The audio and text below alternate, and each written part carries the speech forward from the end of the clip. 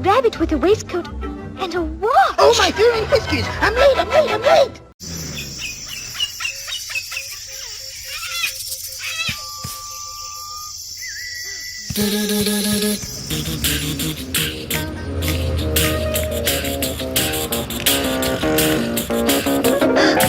this is curious. What could a rabbit possibly be late for? Please, sir! I'm late for a very important date. No time to say hello, goodbye. I'm late.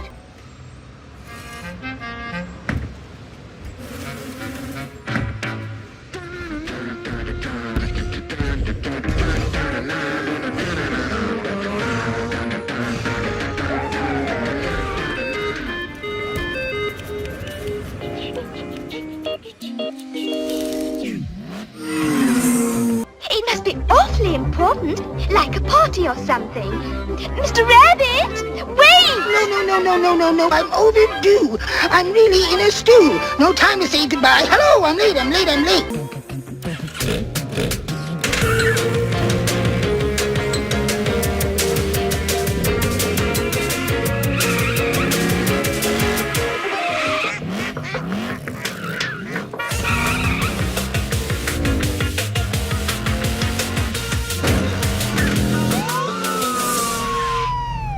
My, what a peculiar place to have a party.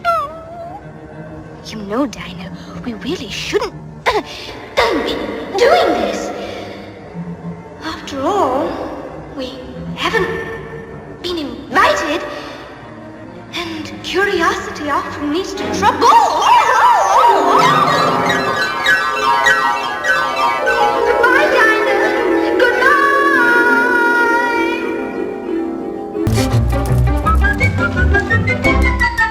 I'm late for a very important date. No time to say hello, goodbye. I'm late.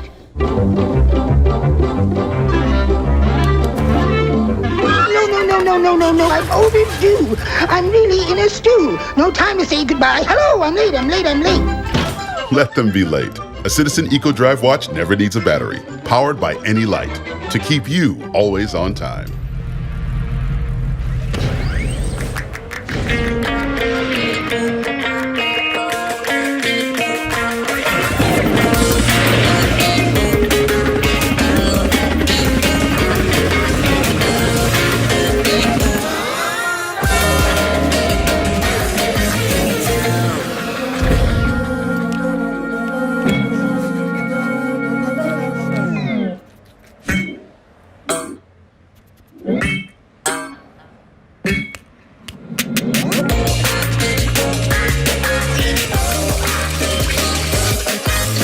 Rebuild the world.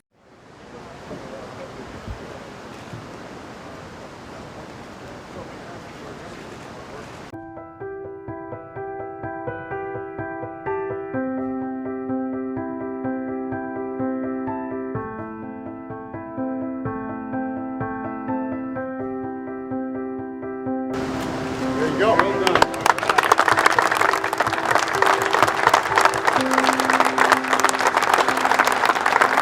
The Build Back Better plan lowers prices for families and gets people working. It creates the best educated workforce, and hopefully in the world, and ensures that we remain the most dynamic and productive economy in the world. It's good for families, it's good for the economy, and it's good for the country. And so I'm grateful for the support of the CEOs that are here. I know they're somewhat busy, to say the least, and they represent a broad spectrum of the economy and employ workers across the country, from senior executives to high-skill entry-level workers. Okay, got that one down. Step 2, greet the day, smile, and say, Good morning, City! Good morning, City! Morning, City! How you doing? Morning, City! Step 3, exercise. Jumping jacks, hit 'em.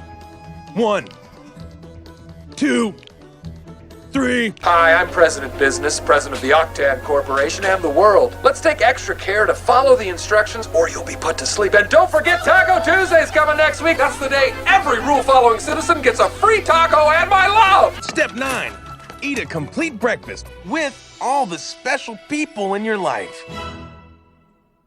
Hey, Planty, what do you want to do this morning? Watch TV? Me too! Hi, I'm President Business, President of the Octane Corporation and the world. Let's take extra care to follow the instructions or you'll be put to sleep. And don't forget Taco Tuesday's coming next week. That's the day every rule-following citizen gets a free taco and my love. Have a great day, everybody. You have a great day too, President Business. Man, he's such a cool guy. I always want to hear more of what... Wait, did he say put to sleep? Tonight on Where Are My Pants? Honey, where are my pants? This is President Business. Hello, hi, welcome to Taco Tuesday. Don't worry about this big black monolith thing that's blocking out the sun. What you need to worry about is this question that I'm about to ask you. Who wants a taco? Yeah, I know! Tacos, we're going crazy. This is the Lego movie. The movie is centered around a Lego character named Emmett, who is supposedly the chosen one, or something. But he runs around throughout the movie with his little Lego friends, trying to stop this evil Lego villain called President Business, who's also called Lord Business. As you can probably guess, it's more of a kid's movie. But we find out at one point that the Lego universe that the movie has taken place in up to this point is actually just this huge Lego set in the basement of some guy's house, and that all the Lego characters that appeared up till now are just Lego figurines in this guy's massive Lego set. So in that we have this allusion to the construct in the form of the Lego world this guy has made in his basement. Then our world plays the role of the Playroma, that is the higher realm again, which in this higher realm we have the creator of the Lego set, or the demiurge if you will, played by the comedic actor Will Ferrell. He's really just what looks like an average business guy who seems to have an addiction to Legos, but he's literally called the man upstairs a ton of times throughout the movies by these Lego figurines, which is an obvious allusion to him being the god figure to these inhabitants of the Lego universe. If the man upstairs chose him to be the special, there must be a reason. Who's the man upstairs? See, he doesn't even know about the man upstairs. Does he have like super gross hands that look like they're made out of big pink sausages? Like eagle talons mixed with squid? Wait, you've seen The man upstairs.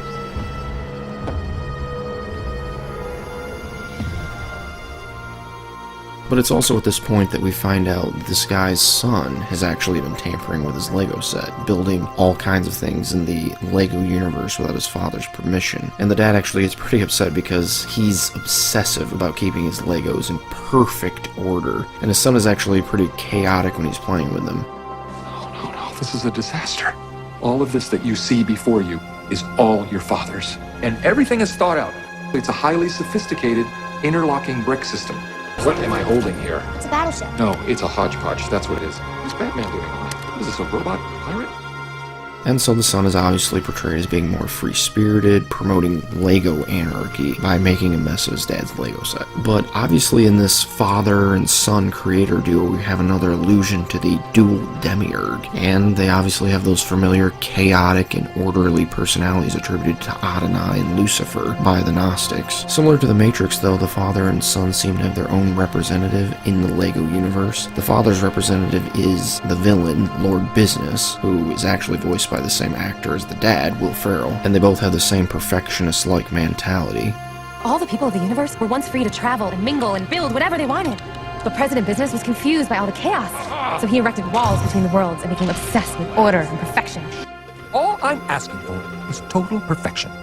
The son's representative seems to be Emmett, though. I say this because at the end, when the son and his dad are reconciling, Lord Business and Emmett are simultaneously reconciling. The father figure even asks his son, quote, if the construction guy, referring to Emmett, said something to President Business, what would he say? And he actually does this in an attempt to get his son to tell him what's bothering him. But then it cuts to Emmett appealing to Lord Business about not being so obsessive about the order of the Lego universe, which is simultaneously meant to be the son's appeal to the dad not to oppress his playing with his Lego set. Then there's this scene where they're reconciled and the dad hugs his son, and simultaneously in the Lego universe we see Lord Business hugging Emmett. So pretty clearly Emmett represents the son's character. But I think this event where the son and the father reconcile and unite in a hug is meant to picture that synthesis of the two demiurge figures. Though obviously it's much more watered down than the other portrayals we've seen of it. But after this, and a bit of an explosion, the Lego universe and its inhabitants are freed from the oppression of Lord Business business and his stringent rules about what they can and can't build. And the father also then allows his son to continue his chaotic building with his Lego set. Really, I could do an entire commentary on this movie explaining how Luciferian it is, but for time's sake, I'll just outline the allusions to the elements we've been discussing. So we saw the construct portrayed in the form of the Lego universe. We saw that its Lego inhabitants were oppressed by a perfectionist-type Adonai character who's actually called Lord throughout the film, Lord being the literal translation of Adonai. We also had his son playing the role of the chaotic rebel and co-creator Lucifer, together the two representing the dual demiurge figure that we've discussed. And in the end, the two are unified, which frees the Legos and the construct from oppression. Hello, Neo. Who are you? I am the architect. I created the Matrix. I've been waiting for you. You have many questions, and though the process has altered your consciousness, you remain irrevocably human. Ergo, some of my answers you will understand, and some of them you will not. Concordantly, while your first question may be the most pertinent, you may or may not realize it is also the most irrelevant. Why am I here? Your life is the sum of a remainder of an unbalanced equation inherent to the programming of the Matrix. You are the eventuality of an anomaly which, despite my sincerest efforts, I have been unable to eliminate from what is otherwise a harmony of mathematical precision. While it remains a burden assiduously avoided, it is not unexpected and thus not beyond a measure of control, which has led you inexorably here. You haven't answered my question. Quite right. Interesting. That was quicker than the others. Others? How many? Others. What? Answer my question. The Matrix is older than you know. I prefer counting from the emergence of one integral anomaly to the emergence of the next, in which case this is the 6th version. 5 lives. The first Matrix I designed was quite naturally perfect. It was a work of art, flawless, sublime, a triumph equaled only by its monumental failure. The inevitability of its doom is apparent to me now as a consequence of the imperfection inherent in every human being. Thus I redesigned it, based on your history, to more accurately reflect the varying grotesqueries of your nature. However, I was again frustrated by failure. I have since come to understand that the answer eluded me because it required a lesser mind, or perhaps a mind less bound by the parameters of perfection. Thus, the answer was stumbled upon by another, an intuitive program, initially created to investigate certain aspects of the human psyche. If I am the father of the Matrix, she would undoubtedly be its mother. The Oracle. Please. As I was saying, she stumbled upon a solution whereby nearly 99% of all test subjects accepted the program as long as they were given a choice, even if they were only aware of the choice at a near unconscious level. While this answer functioned, it was obviously fundamentally flawed, thus creating the otherwise contradictory systemic anomaly that, if left unchecked, might threaten the system itself.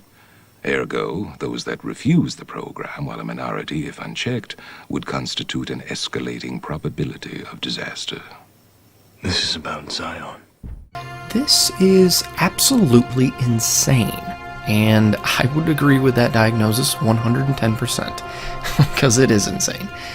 But I'm sure also some of you are a bit confused because this whole topic is pretty mind-numbing with the pneuma and the pleroma and Sophia, the demiurge. All these things may be new to some of you, and so I will leave a link in the description below to a video where Dr. Michael Heiser does like an 8-hour seminar on Gnosticism, and he explains all those things that I was talking about, the demiurge and the pleroma and the source, the father, pneuma, spirit thing, lots of other stuff. I know I said it's 8 hours, but in the introduction, he goes over those things pretty quickly, and so the link will just be in the description. But now I want to jump into the section where I actually show you, by looking at the content that they actually create, like movies and TV shows and video games, that these are the things that they believe. Because it's a lot easier to simply say that they believe these crazy things than actually show it. So I actually want to take a look at all these things that they're producing so that you can see they're putting these ideas into their content. And the reason that they are doing that is because they want to slowly indoctrinate more and more people. It's like when you tell a fictional story and it's nonsensical, at first people reject it offhandedly.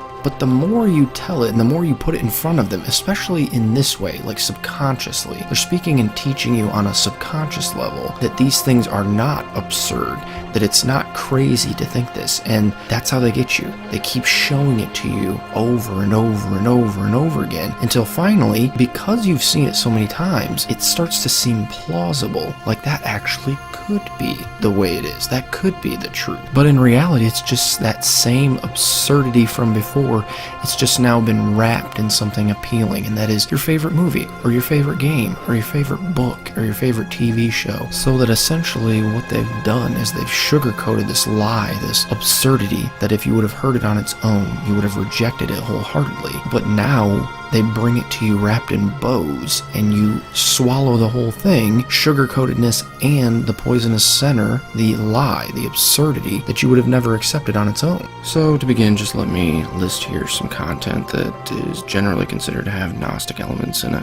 What I've tried to do here, though, is categorize them by each individual Gnostic element that appears in it. This is by no means an exhaustive list, but it should give you some idea of how prevalent this kind of thing is in Hollywood. I mean, a lot of these are huge, multi-million-dollar movies. You'll notice, though, that the most reoccurring theme is the Gnostic construct idea. I think the reason you see that one more than anything else is because they use it as a kind of fear tactic to manipulate people. I mean, think about it. They're propagating this fear of being trapped in some kind of uber prison. I mean, that's probably a huge reason for the explosion of Orwellian-type movies in general. They achieve that same kind of fear without the obvious Gnostic overtones found in these movies I've listed. It's all about creating a fear-filled atmosphere, though, so that eventually they can cash in on that by revealing what they'll call the true Orwellian nightmare, the universal Big Brother, which would be the construct. They're basically embedding in people's minds this overwhelming urge to escape, even before they really know what they have to escape from or whether they're actually even trapped in the first place. And this really sets up people to more readily accept Gnosticism, since Gnostic teaching then becomes the cure to the disease that the Gnostics intentionally infected the public with in the first place. But I want to single out some of these that I listed and show how some of the deeper things that I talked about are actually expressed in them. I don't really have time to touch on them all. This video is probably going to run long enough as it is, so I'll leave a link in the description to Good Fight Ministries video called Hollywood's War on God, which is all about exposing Gnosticism in movies. So check that out if you're interested in more stuff like this. So the first movie I want to jump to is The Matrix, which it's actually a trilogy of movies, but as most of you probably already know, it all starts out with the main character Neo being unknowingly trapped in a type of computer simulation of Earth known as the Matrix. It's even called a prison for the mind by one of the characters. Like everyone else, you were born into bondage, born into a prison that you cannot smell or taste or touch. A prison for your mind. But you have some duality symbolism sprinkled throughout the Matrix movies, like checkerboard flooring, the famous red and blue pill scene from the first Matrix, and one character even wears yin-yang earrings in the third movie, which is significant when you realize the Gnostic character she's playing. But you have the demiurge from Gnosticism making an appearance in the second and third movies. The character called the Architect is essentially this machine or program that's the creator of the Matrix and who has enslaved all mankind within it. Though in the second movie he actually speaks about a co-creator. I am the architect. I created the Matrix. The Oracle. If I am the father of the Matrix, she would undoubtedly be its mother. And she's actually the one I mentioned who wears the dualistic earrings, the yin-yangs. But these two co-creators seem to portray the Gnostic belief in the dual demiurge that I was talking about before. But what's more is that the name Architect for the demiurge character is pretty telling and more than appropriate, since demiurge can be translated into many English words like architect. For example, it could be translated as fashioner or artisan, craftsman, creator, designer, and plenty of other synonyms of words like those, which would obviously include architect.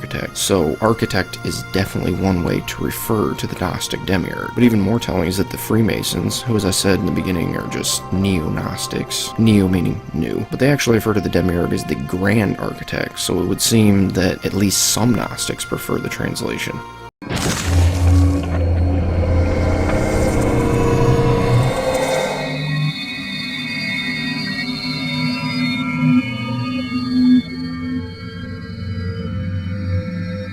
So here you are, the stranger in Omicron, conqueror of demons. Dagobah told me much about your exploits. You're not the first video game player to get your soul trapped in this dimension, but you're certainly the first to stay alive so long.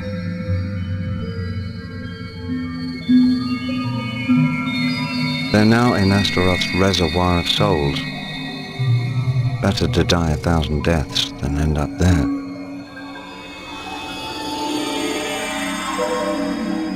Astaroth was locked up in a cage for thousands of years by Cuchulainn, the hero of the Cobalt Wars.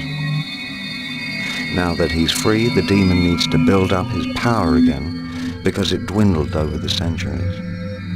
To do so, he needs souls.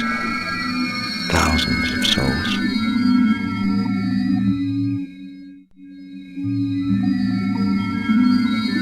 He derives his power from suffering souls. They endure infinite tortures in the reservoir. It is this endless suffering that will enable him to recover his former power.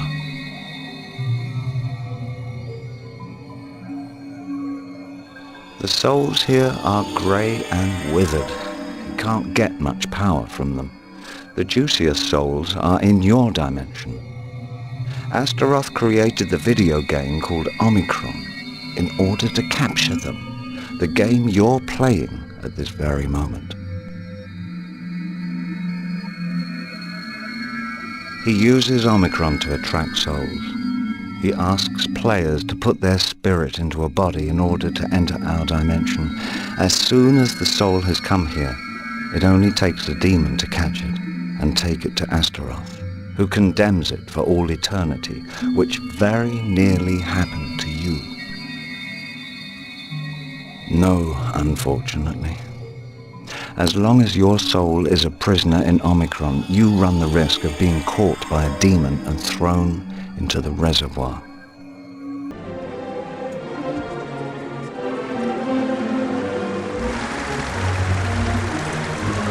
To order, brethren, to receive the most worshipful, the Grand Master.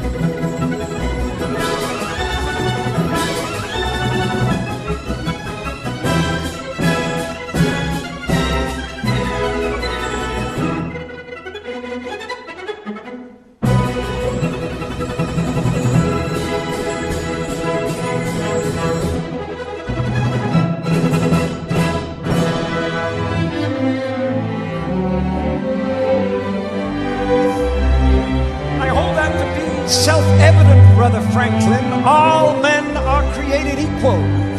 Indeed, Brother Washington. All Freemasons meet as equals, and we have an opportunity to create a nation in the very essence of Masonic morality. It would be wonderfully symbolic, don't you think? You'll be wanting to put the all-seeing eye on our banknotes next. You think I'm taking it a bit far? Please don't ask me questions like that, Brother Franklin. You know I cannot tell a lie. Oh, come on, Brother Washington. Everybody lies occasionally, surely. Especially politicians. Not me. Not even so much as an alternative fact. But we must all be aware of fake news. The people must be free to think what they like as well. We can have no thought police in our new society. The foundation stone of our new nation built on all those principles that we hold dear. The plans for our new capital city already have a very Masonic feel to them, yeah. Candidate for initiation into the order, I'm giving him a little introduction into some of our mysteries. These two gentlemen are founding an entire nation built on our principles. We have great promises for our new nation. You know, I wonder if other presidents after me will also be Freemasons. Many will be.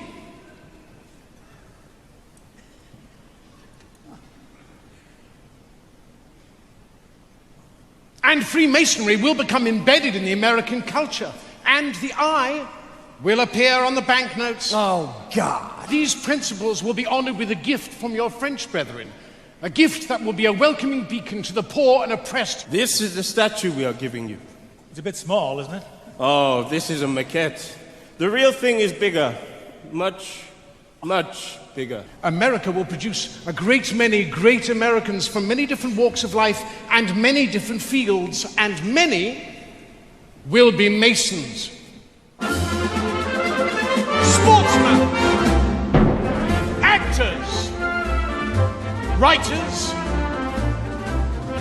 soldiers, filmmakers, businessmen, inventors, astronauts. What on earth is an astronaut? No, they're not. I don't follow. Well, they're not on Earth, they're in space. In fact, Brother Buzz Aldrin was the second man to walk upon the surface of the moon. That's the best thing I've heard this evening. What, that a Mason walked on the moon? Man on the moon. Amazing. But don't forget the musicians. Do not forget the musicians.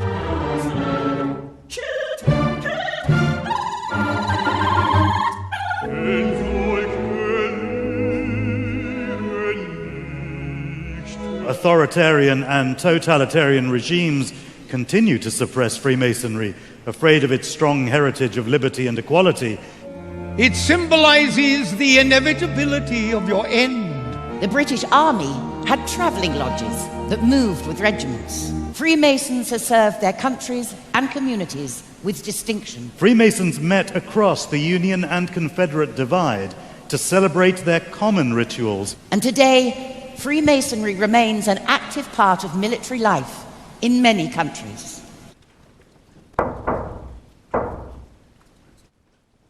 Freemasonry has burned as a blazing fire through the last 3 centuries. The driving force behind the Royal Society was initiated into Freemasonry. Prince Edward, Duke of Kent, father of Queen Victoria, and Prince Augustus, Duke of Sussex. The 2 princes brought their feuding Grand Lodges together and reconciled to be the United Grand Lodge of England. Kings George IV, William IV, Edward VII, Edward VIII, and George VI were all Freemasons. The only way to save your soul is to kill Astaroth. But nobody knows where he hides, not to mention how to go about killing him. Let me think. There might be a way to find out more about Astaroth. There's an old parchment that comes from the Cobalt Wars. It mentions Astaroth. Perhaps it says something about how to destroy the demon. The parchment is in the central library of Omicron under strict guard at the top of the pyramid. Go to the library and gather together all the information you can find on Astaroth. The survival of your soul is at stake. Legate Reshev protects everything that dates from the Cobalt Wars. He still hopes to discover some secrets of the ancient art. All access to these documents is forbidden. The library is in the Lahore sector. You'll need a pass to get there. You'll find one somewhere in this house. I placed Jenna at the head of Phalanx 5 to replace Namtar the traitor. I asked her to give you all the help you need. Something tells me you can help us achieve our goal. An old legend recounts that only a nomad soul can hunt the demons out of Omicron. You may be the one we have been waiting for. I must go. Now the binary tides are turning. May Vaigrimuka guide your steps.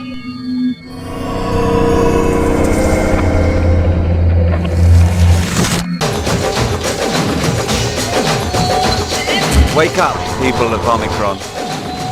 Reshev and his corrupt government are lulling you to sleep in order to control you better. They have transformed you into puppets that are manipulated by Ix and the demons.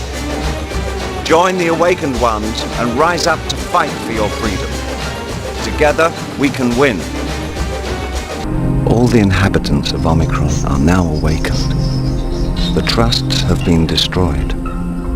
The last skirmishes are ending in the streets. We have had an extraordinary victory, which our descendants will recount from generation to generation, and we owe this victory to you, Nomad Soul. You helped us win back our freedom. For us all, you are now a legendary hero, like Cuchulainn before you.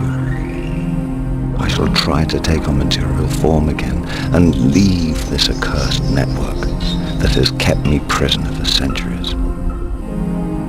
Thank you for all you have done for us, Nomad Soul.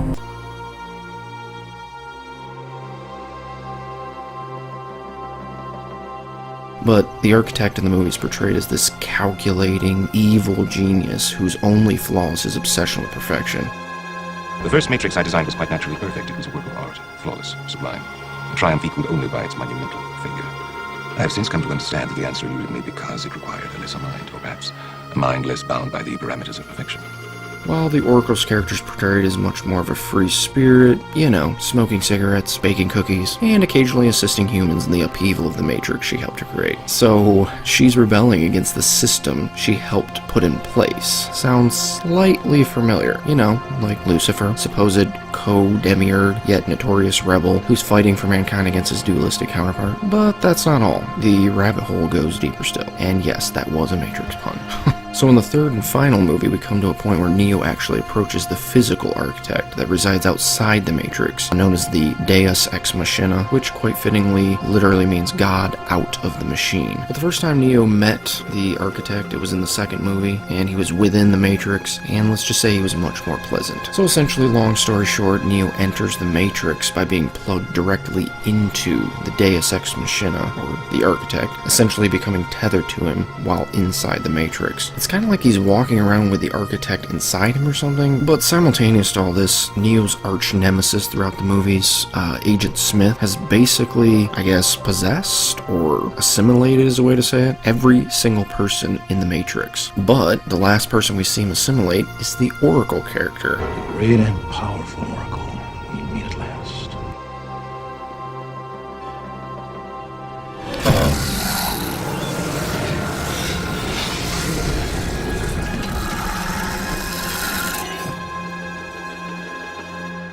So essentially both Neo and Smith in the Matrix have become the host bodies for the two aspects of the dual demiurge. Then there's this huge fight between Neo and Smith, and in the end, Agent Smith assimilates Neo, and he merges with him in a sense.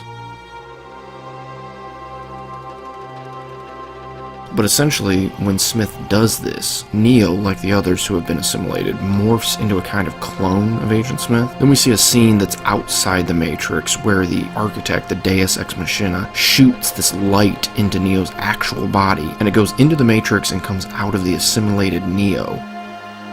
Then the Smith clone that had assimilated the Oracle and who was fighting with Neo this whole time, he begins to do the same thing and eventually bursts into a massive explosion of light. And then all these onlooking Agent Smiths who were clones, they've just been watching this fight the whole time, they follow suit and they all begin to explode in perfect unison. So in the end, this kills both Neo and Smith, but it frees the human population trapped in the Matrix. So if you were paying attention, we see nearly every element I mentioned is in play here. We have the obvious allusion to the construct in the form of the Matrix. We have the dual demiurge in the form of the Oracle and the Architect, who, based upon their characteristic personalities, obviously allude to Adonai and Lucifer. And then we have their being synthesized together through the merger of Neo and Smith, the two demiurges' incarnations, in a sense, which ends in their destruction and brings about the freedom of mankind from the construct, the Matrix. So you see, that's quite in step with what I was talking about. But another movie that shows similar elements to these is Tron Legacy. So in this one you have the creator of what's called the Grid, whose name is Flynn, and at one point he's even called a deity.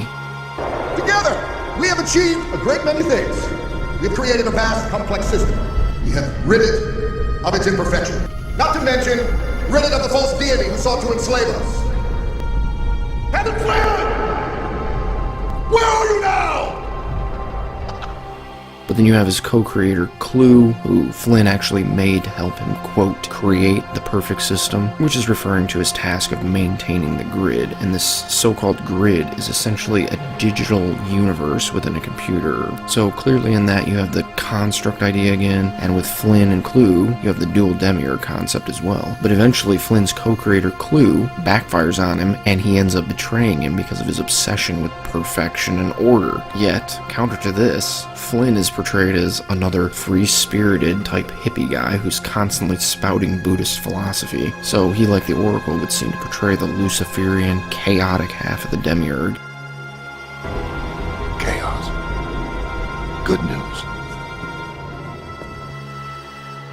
There's also this dualistic color scheme of opposing oranges and blues that's all throughout the movie. And of course, orange characters are always bad guys, and blue characters are always good guys. But Clue, after his betrayal, always appears in orange, and Flynn always appears with this blue theme. So anyway, after Clue's betrayal, Flynn becomes trapped in the grid, and then his son also finds his way and becomes trapped. And in the end, the only way his son is able to escape the grid is by Flynn merging with his co-creator, Clue, a process referred to as reintegration in the movie. How can he be so afraid of his own creation? I mean, he built Clue. Why doesn't he just end him?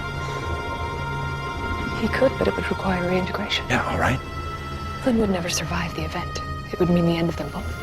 And to reintegrate literally means to bring together or to combine divided parts into a single whole, which is obviously the synthesis idea again. But when the two dramatically reintegrate with one another at the end, as expected, they both die by this massive explosion, which ends up destroying the grid and allows for Flynn's son to escape through what's called, quote, the portal in the movie.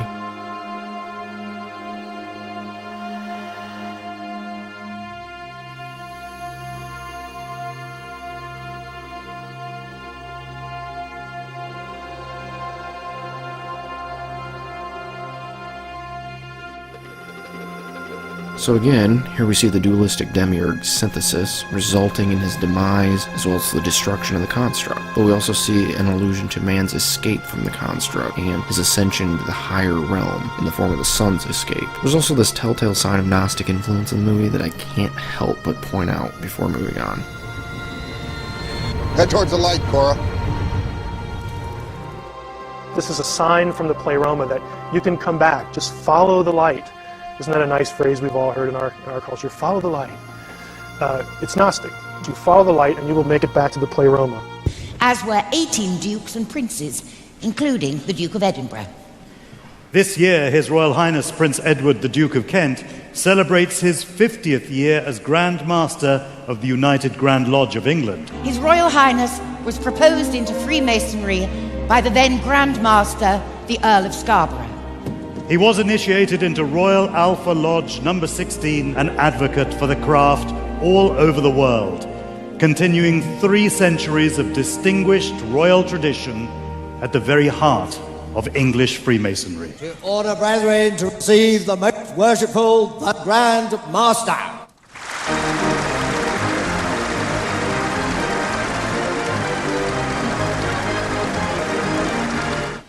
As permanent master of these 3 lodges, I now call on my deputy masters.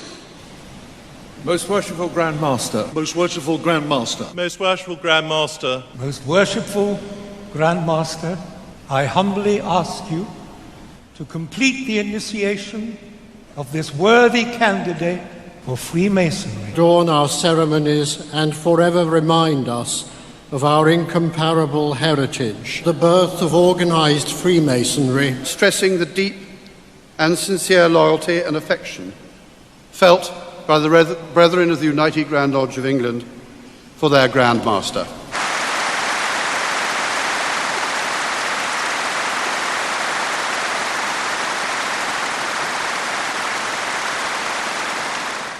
I had the pleasure of meeting 136 Grand Masters visiting from overseas at Freemasons Hall yesterday. Today, though, we are a meeting of more than 4,000 gathered from all around the world, from our own constitution and beyond.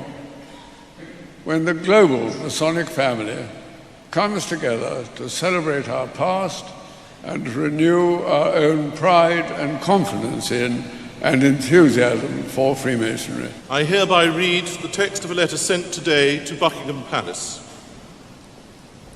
May it please your Majesty, we, the representatives of over 200,000 Freemasons under the United Grand Lodge of England, most respectfully express our continuing loyalty to your Majesty's throne and person in this, the 66th year of your long and distinguished reign, of His Royal Highness the Duke of Kent, as our much-loved and greatly respected Grand Master. We humbly thank God for preserving our order and fervently pray His blessings on your Majesty, so that our loyal devotion to your Majesty may long continue. Given at the Royal Albert Hall this 31st day of October, Anno Domini 2017. Her Majesty has been pleased to reply in the following terms. The Queen has asked me to thank you for your kind letter of loyal greetings on behalf of the representatives of the Freemasons under the United Grand Lodge of England, which are being celebrated on the 31st of October at the Royal Albert Hall. Her Majesty appreciated your thoughtfulness in writing as you did. We leave the Royal Albert Hall even more proud of our ancient institution. Worldwide, Freemasonry remains as important and relevant as ever. A global society of perhaps 6 million people. As the globe embraced Freemasonry, enlightenment came.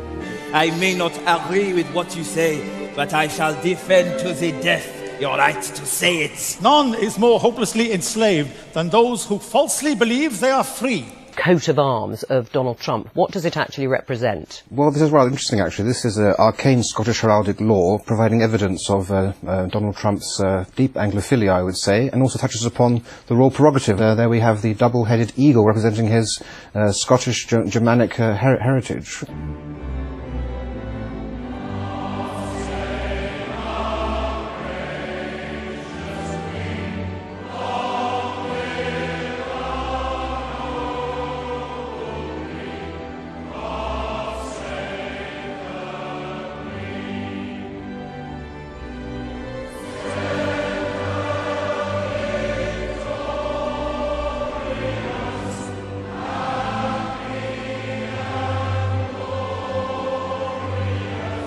The Masonic Chip program uses modern police-approved techniques to create a child identification kit.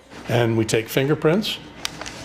We also provide them with a swab for getting a DNA swab. And we also provide them with imprint where they can get an imprint of the child's teeth. So not only does it provide DNA as well as a swab, but it is also a source if you were using tracking dogs to provide a scent for the child. You may be surprised to see who we found using tricks to cover up their license plates. Apparently, they're law enforcement. You know, in Hollywood and in the industry and the stuff we do, there's a lot of like insider secrets to keeping your career going, and a lot of insider secrets to making things tick.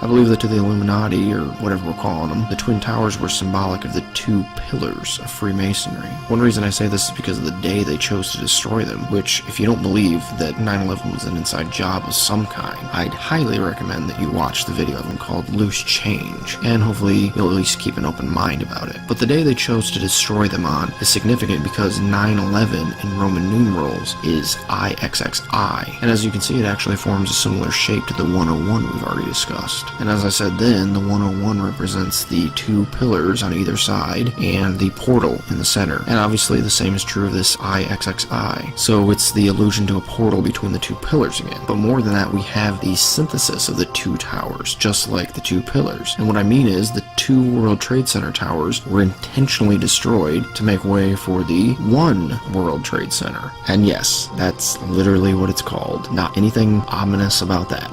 But the One World Trade Center represents what's often called the third pillar, that is, the amalgamation of the first two pillars. And so, again, it's the same idea as the arch being placed on top of the two pillars. It's just another way of representing the same thing. Let me prove my point further, though, about this. Notice in this picture what seems to be an intentional connection made between the layout of the three towers and the layout of the three pyramids in Egypt. The reason I point that out is because the One World Trade Center is actually an elongated square antiprism, which you're probably wondering what on earth that means. And so a square antiprism consists of two pyramids that have been unfurled at their highest point and then interlocked one to another, as you can see in this clip. And so what I'm saying is the two pyramids that make up the new tower likely represent the twin towers. And so that One World Trade Center is a perfect representation of the two World Trade Center towers being synthesized into a single whole. Also, if that weren't enough, I mean, just think back to what I was saying about the name, the One World Trade Center. This whole ritual behind 9/11 and the tower is bigger than just buildings. It's a symbolic statement. The statement being made here is about the great work on a worldwide scale. Remember, these elite, they think this planet is just a construct, and then all of us are just imprisoned here. And so that's why they want this worldwide amalgamation, not just the combination of two buildings. They don't care about that. This is just a ritual to show their dedication to this great work, because they think if they achieve this, they'll destroy the construct along with the demiurge, and then they'll be set free to ascend. And obviously, given the massive death toll incurred on 9/11, they're willing to do just about anything to achieve that goal. And so the statement they're making there is, look, if we're going to kill all these people just to put these two buildings together as some stupid symbol, how much more do you think we're willing to do to finish the actual great work?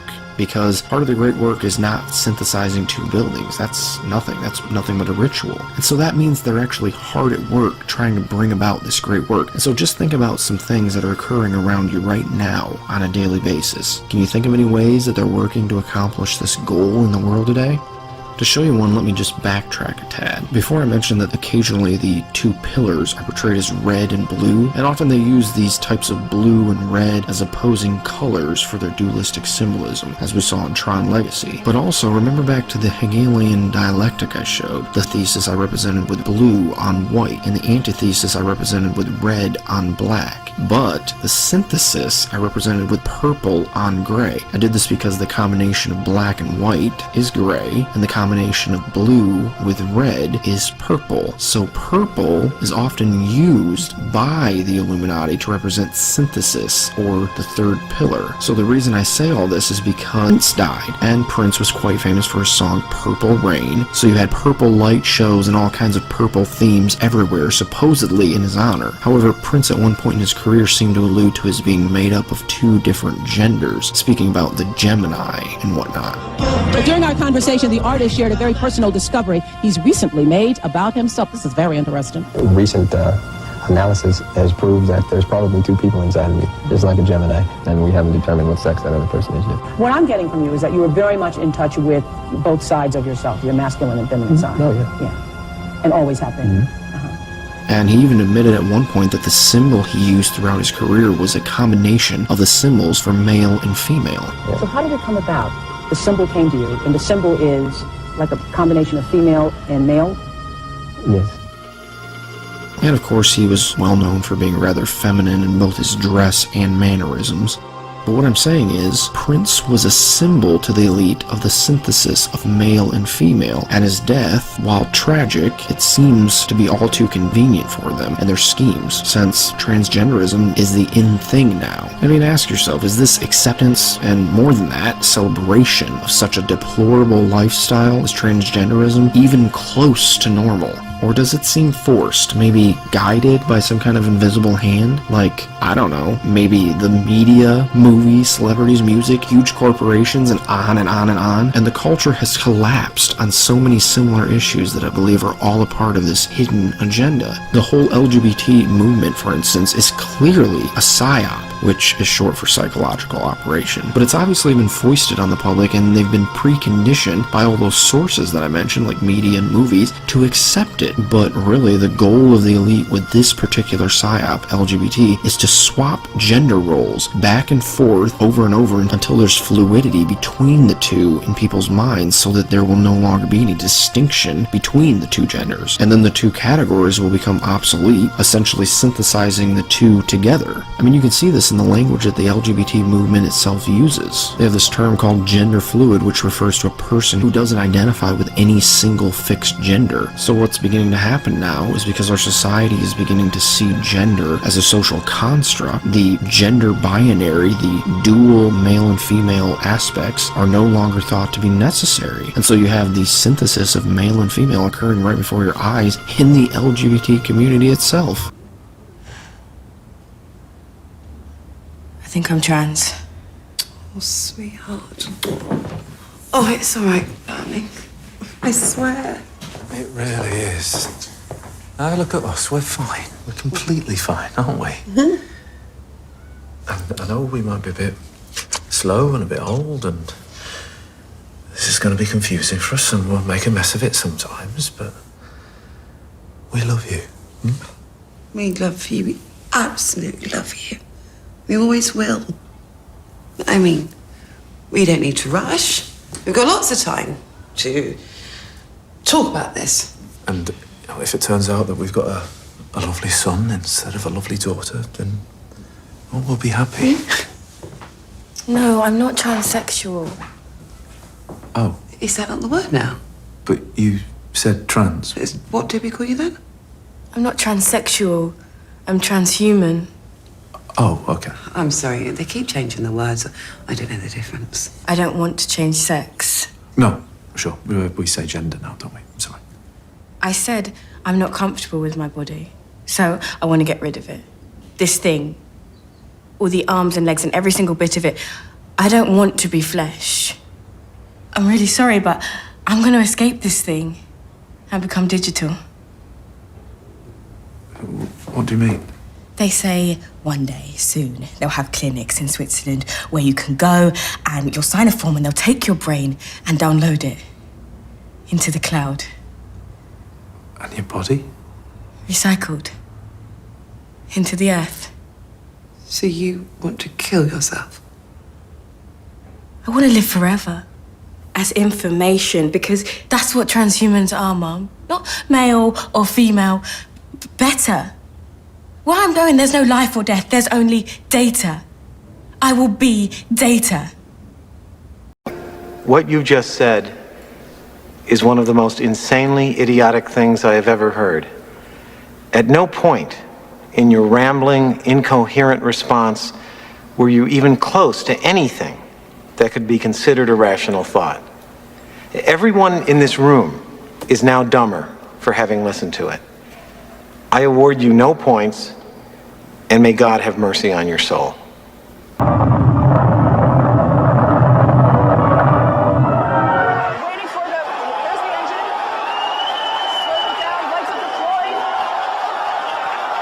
The current commander of the International Space Station about to break a big record tonight. Here's ABC's Gio Benitez.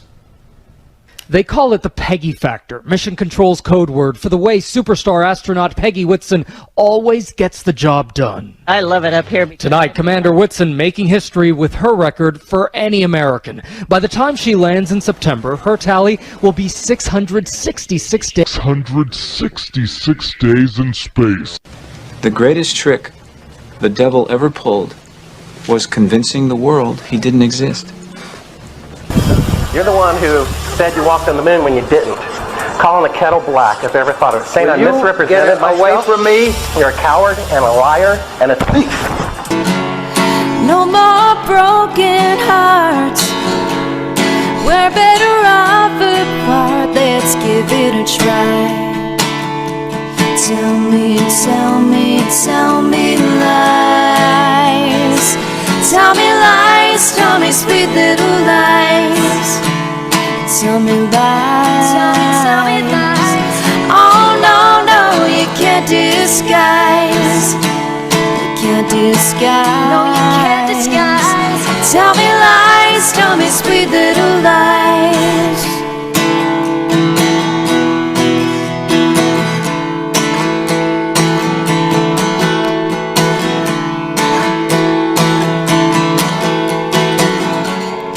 If I could turn the page and time that I'd rearrange just a day or two. Close my eyes. I couldn't find a way, so I settled for one day to believe in you. Tell me lies. Tell me lies, tell me sweet little lies. Tell me lies. Tell me lies. Oh no, no, you can't disguise. You can't disguise. No, you can't disguise. Tell me lies, tell me sweet little lies. Tell me lies. Tell me lies. Oh no, no, you can't disguise. You can't disguise. No, you can't disguise. Tell me lies, tell me sweet little lies. We choose to go to the moon in this decade and do the other things, not because they are easy, but because they are hard. Because that challenge is one that we're willing to accept, one we are unwilling to postpone, and one we intend to win. The astronauts took to the moon. Astronauts to the moon.